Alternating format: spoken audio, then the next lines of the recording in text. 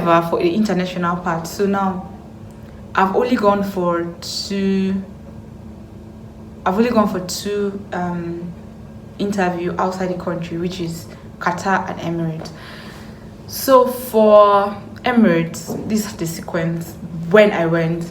So the first thing you do is, they'll gather all of you in a room, and then they will talk to Na about, they will show Na videos. After showing Na video, then they will come, after the video, then they'll come share Na into two groups.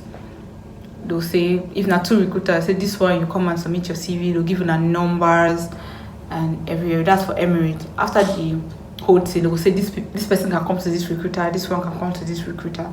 So you carry your CV. So when you come, they'll just tell you, before you come, they'll tell you this is what you say. You introduce yourself and you hand over your CV. They call that CV dropout. So when you come, you drop your CV. Don't forget to smile. And yes, even for the Nigerian part, don't forget to smile.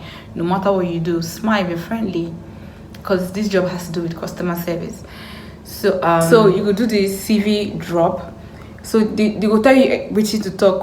For instance, your name. Just introduce yourself. Then you go. That's all. And then you could just look your CV and just ask you one or two questions. So always smile. So after that, they will bring out like list of people who passed that particular stage. So that one, if you continue that day, or you go come back. So if you come back, the one where I go come back. So when I come back, the second one, the first one with plenty, so they reduce us into 81. The first, not two group we did, not two section, morning section and afternoon section. So the morning section with plenty, so they reduce us to 81. So they become the next day by 8 a.m. So when we come now, they show us video. People will come late, just lock them outside. You can't come inside because they gave you 8. 8 has to be 8. I don't really tell now the reason why I have to always come early. Like this job is time conscious. So they show us video, life in Dubai, life as a cabin crew, and that. So after that,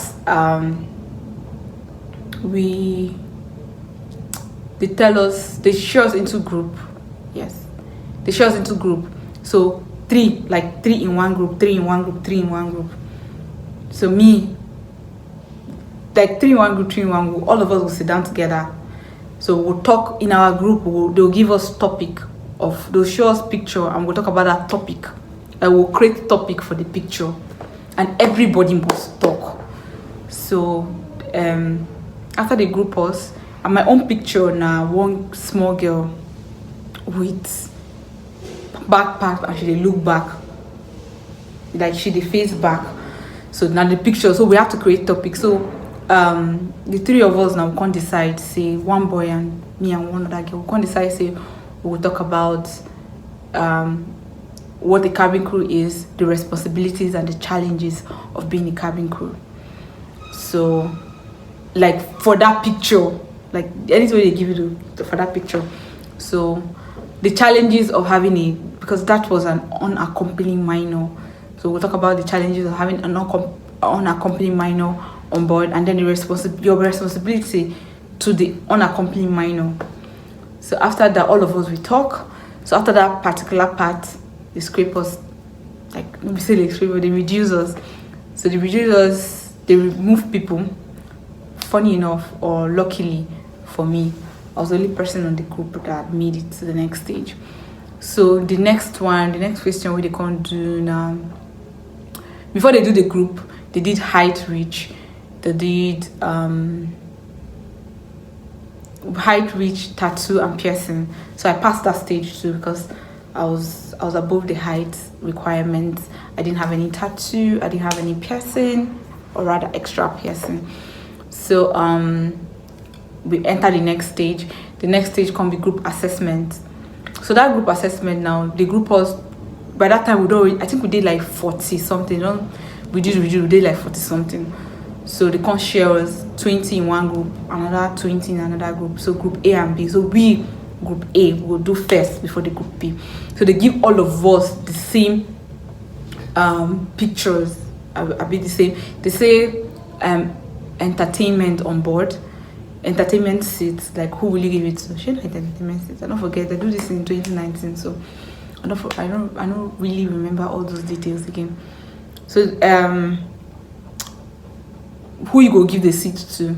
So there are 6 passengers on board that, you know, they're asking who you give it to. There's a pregnant woman, there's a first-time flyer, there's a frequent flyer, there's a crippled, there's an elderly person, and there's a social media, like a vlogger. So who will you give the seat to? So there's no right or wrong answer according to what the recruiter told us. However, you know, you people will not vote, but you just come to an agreement. That was the tax. So for us, so after we finish, so everybody was airing their opinion. So some people say they will give one to the vlogger. The reason why they give one to the vlogger, because, you know, they won't make everybody know about the airline. They won't, you know, they publicize the airline, blah blah blah. Some people say they'll give one to the frequent flyer because that one know how the seats they go. Some people say they'll give one to the pregnant woman because she need comfort, she need this. Some people say they'll give one to the crippled person because some people say they'll give one to the elderly. Everybody, they talk their own.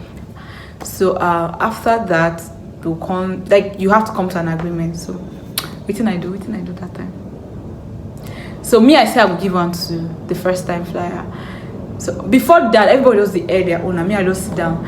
First, I'm not from that country, so I just, you know, sit down. Everybody talk. I can't say if I don't talk anything, you know, everybody have to talk. So if I don't talk anything, I would just as well go back to Nigeria with nothing. So I decided to talk, and I said I was going to give it to the first time flyer. Reasons is because customer service is very key in this job, and, you know, when you give it to the first time flyer, there's nothing as sweet as word of mouth. So if the first time flyer experience it, he will definitely go and tell anybody that cares to hear that I flew this airline and they were like this, they were like that, and, you know. So after everything, the same will not go vote though, but we must come to a conclusion. So everybody decides, say they will give on to, who they say they will give on to? The vlogger. Yes, they said they'll give one to the vlogger. So they ask everybody. They don't say yes. Yeah, the group said they were going to give it to the vlogger. So sure. So when they asked me, I was like, I agree with the group. We're all a team. They're going to give it to the first time. They're going to give it to the vlogger. So I accept with that. One guy in my back said, no, I'm not going to give it to the first time. I'm not going to give it to the vlogger. I'm going to give it to the first time flyer, and I stand by my word. So just to cut the story short, that guy know me come through the next stage. So the guy know me come through the next stage. So after our group go, next group to come, after the whole thing, they come reduce down to 11. So after that 11, I was a part of the 11 people. So we come sign some paperwork, blah blah blah. They roster us for one-on-one interview with the HR. So that one-on-one interview with the HR, you know, really hard. You know, you talk about yourself, you talk about your experiences, we'll ask you situation where you exceeded customer service, customer expectations, situation where you like all this, you need to give instance, you need to give like from your previous work. If you never get any experience, you have to tell the recruiter, be honest, and be like, okay, I've never had an experience like this, but during my school days, there were things like this that happened, something similar. They'll ask you, where you met customer expectation, where you exceeded customer expectation, where you had an issue with your colleague and how you resolved the issue, where like things like that, your experience.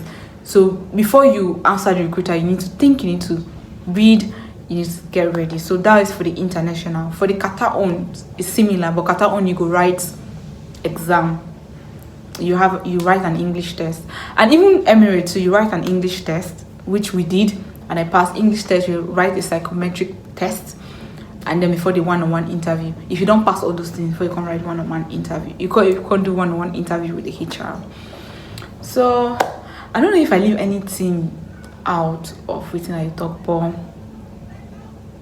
I don't hear now, like how, just make sure say you know exactly, do research. If you go any company for any interview, do research, go early. You know, before you answer any question, answer professionally. Body language matters. You know, no go the do your gesture matters. Be professional. Talk and be honest. No go over talk, no go under talk, but know exactly when to talk, when to talk. If you never get any experience like that, let them know you've not had experience like that. And be friendly. Even if you don't know what they talk, smile. Your smile goes a long way. What me I used to do is whenever I want to smile and I'm not in the mood to smile and I want to smile, just do 66, 66, 66, and then it looks like I'm smiling, but I'm not smiling. I just say 66 like. So in case you have any question or I did not touch any part, please let me know. Let me know. So that's the question basically. For the Nigerian Airlines, make sure you read. If you've gotten your license, make sure you read. The areas in which you should read is emergency.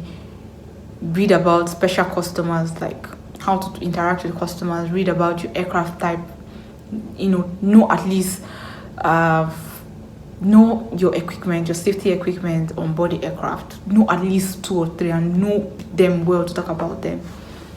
And for the international own, just know customer service. You know, just know customer service. Try to remember before you go for the interview. Try to remember things that don't happen for your workplace and how you take resolve them. You know, practice with your mirror how to talk, smiling.